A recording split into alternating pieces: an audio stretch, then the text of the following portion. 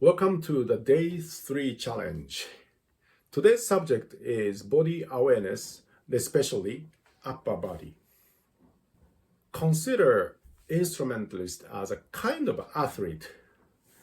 As a golf player, study the mechanism of swinging a golf club, hitting a ball, and directing it. We study the mechanism of harp playing. As golfer pursue accuracy in the movement to gain the most desirable score, we pursue accuracy in the movements to gain the most desirable music. So we are very similar. But in reality, how many of you actually did study body mechanics and the mechanism of the movement? Do you have any books about this subject? Are you doing any exercise to improve and optimize your movement? In my case, I neglected this side of discipline until I injured myself. I was almost quitting harp because of the injury. However, I overcame injury and even improved my skills through the effort of studying body mechanics and improving body awareness. The key point of efficient body movements are 1. Fluidity and muscle rather than rigidity. 2. Whole body involvement rather than partial involvement. 3. Correct skeletal image or body mapping. So to achieve these points, we need to develop body awareness that permeates every corner of the body, which means like a whole body awareness, ability to feel our own body fully. The second, awareness on skeletal structure. Why skeletal structure? Because skeletal structure, the deepest structure of the body.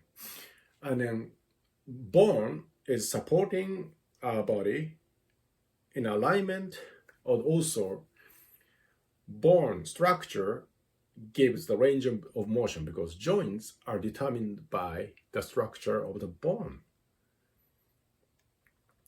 The third, awareness on gravity. Because gravity is something always working on us.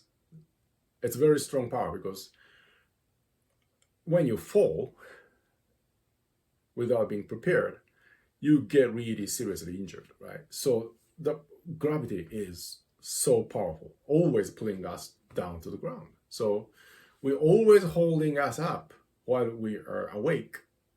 So we need to consider the gravity in equation. As a result of 1 and 3, activation of subconscious intelligence in our body happens. So we develop the whole body awareness and awareness on the skeletal structure, and we start feeling gravity.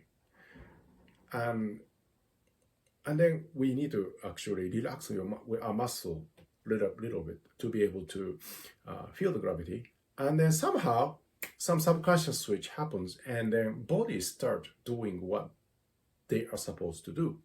So basically, our conscious mind get out of the way and then let the body do what they have to do. So this is the kind of general idea of the importance of the body awareness and how it affects to our movement. But today's main theme is exploring upper body skeletal structure.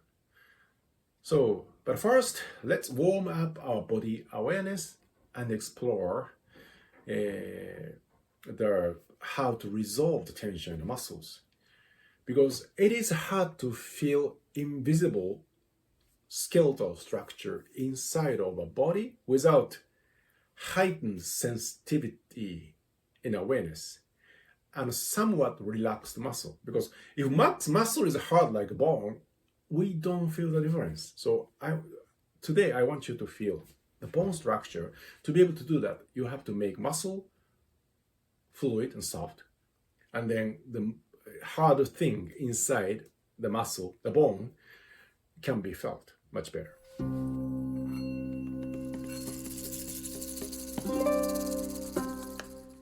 Close your eyes and take deep breath through nose. Feel air coming into your belly and chest.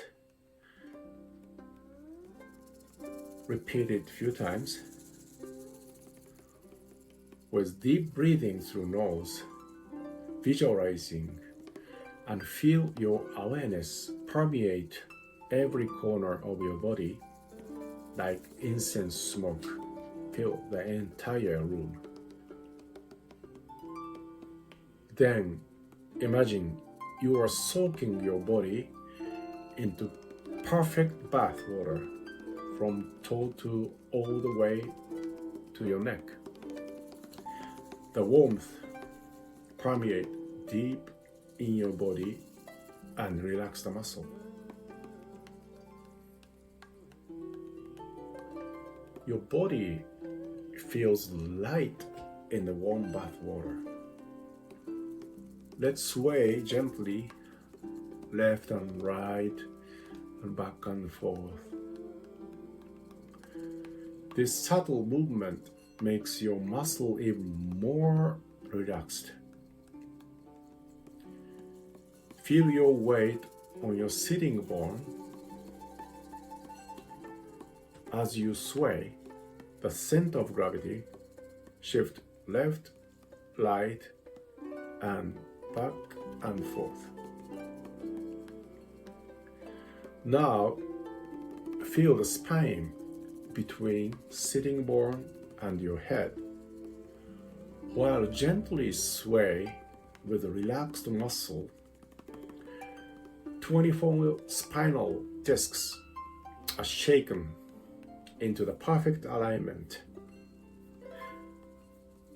and you can support your upper body without tightening your torso muscle.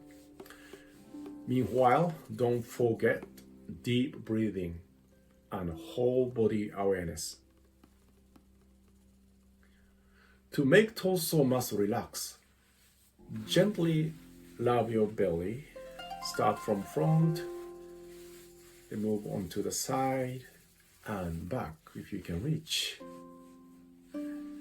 Feel the warmth of your hand and melting rigidity of muscle. Then move on to the chest area and gently rub front, side, and also shoulder and base of the neck. With the deep breathing, enjoy the sensation of gentle rub.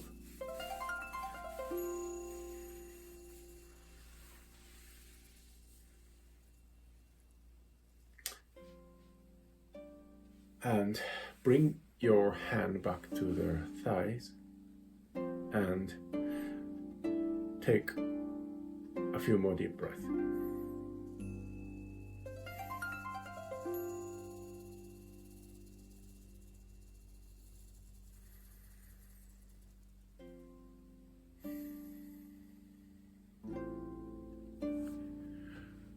Now we are ready, so let's explore upper body.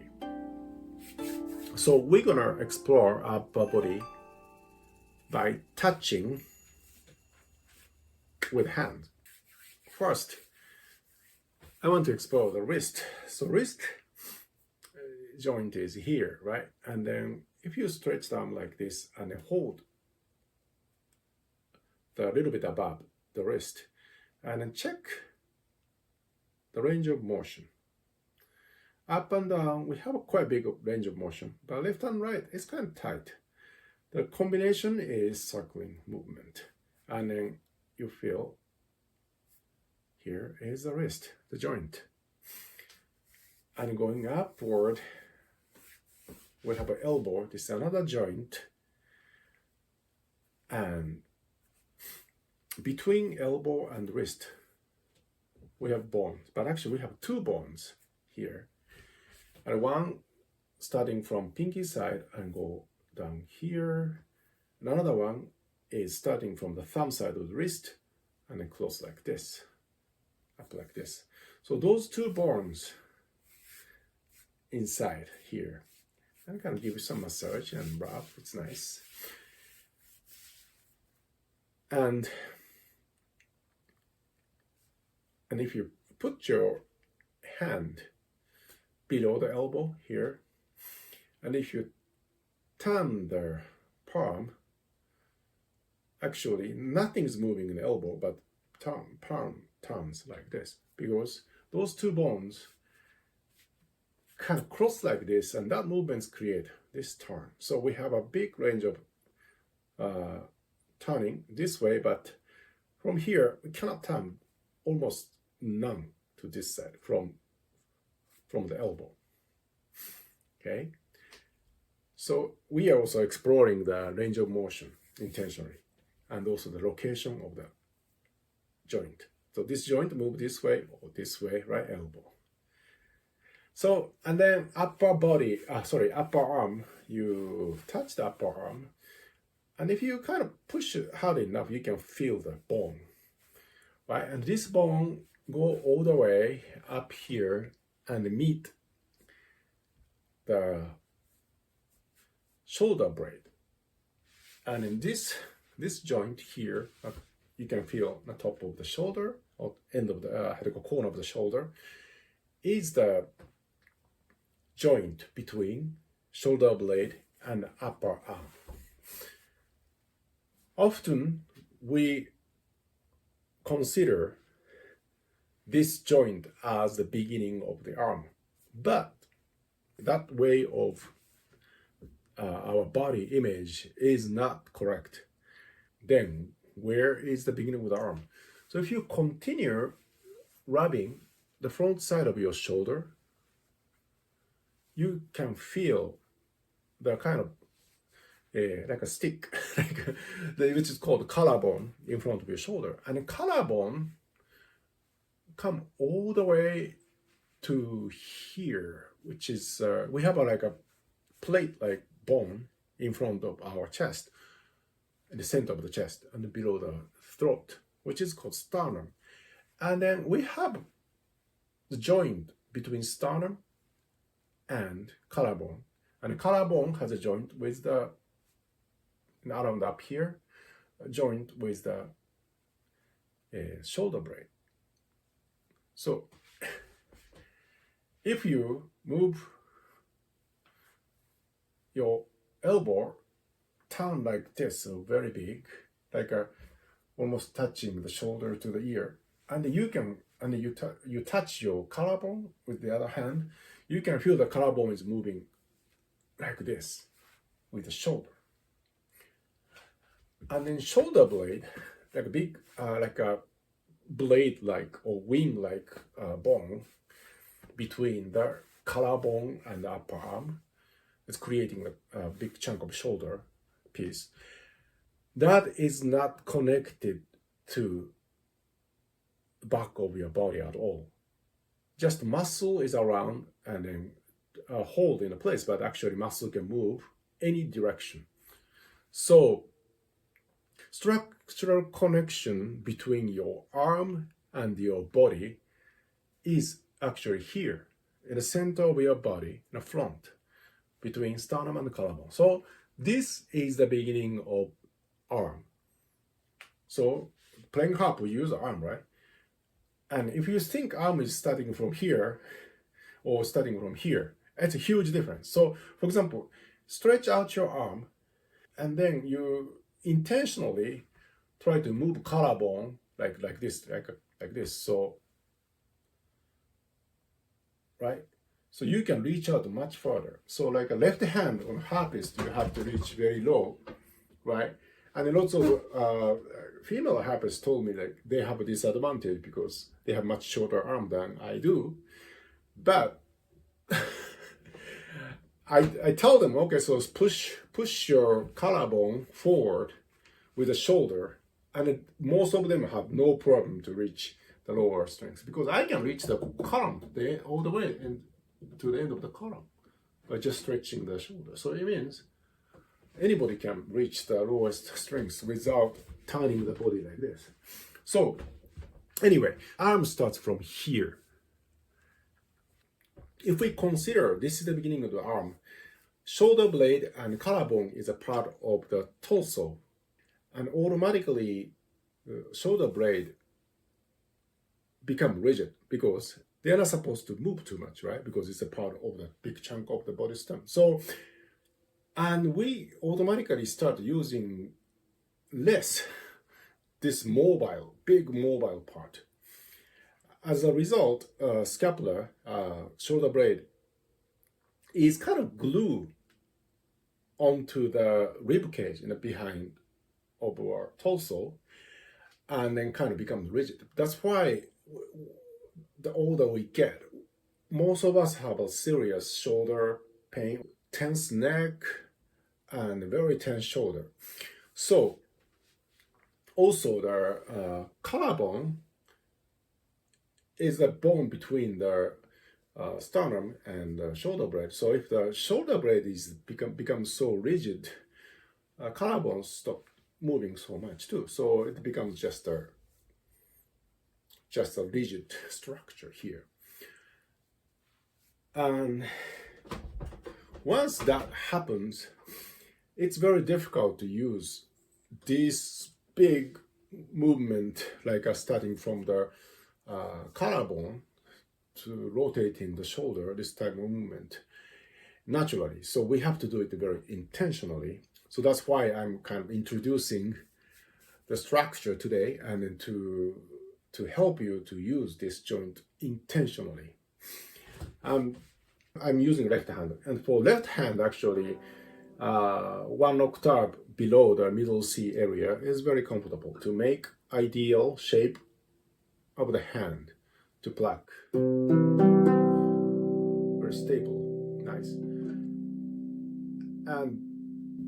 But for left hand, it is difficult to play the upper register.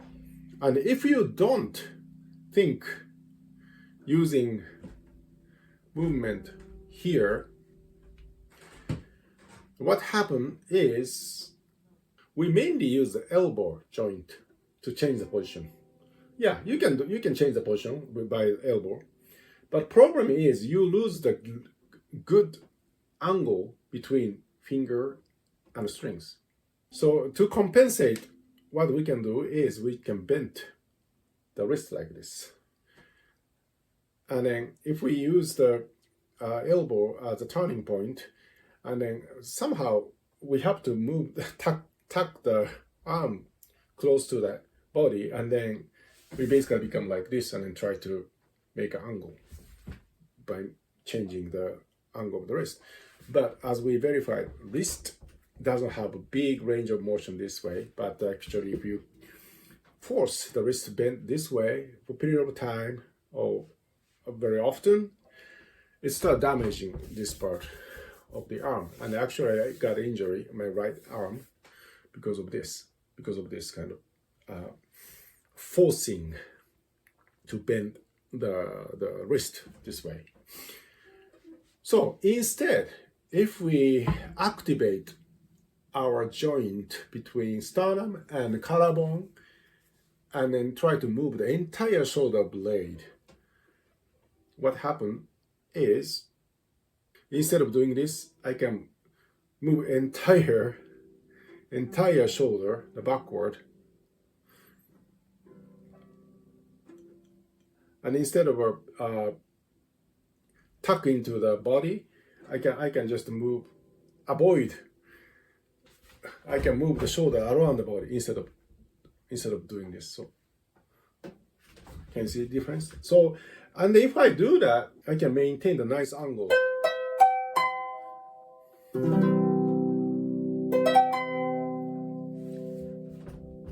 It looks a little bit uncomfortable probably, but it's not, because I'm using much bigger muscle across the torso and lifting entire structure inside of the kind of this torso side. So it's very easy, I feel. But if you are not used to use the shoulder, it feels awkward probably, but it's much more efficient. This is the advantage of knowing the upper body structure. So if you want to remember something today from this lesson, just remember arms start from here and try to use the shoulder blade movement in the half plane. And especially when you change the hand position, instead of bringing the hand first, try to think moving the body from the core side to the end.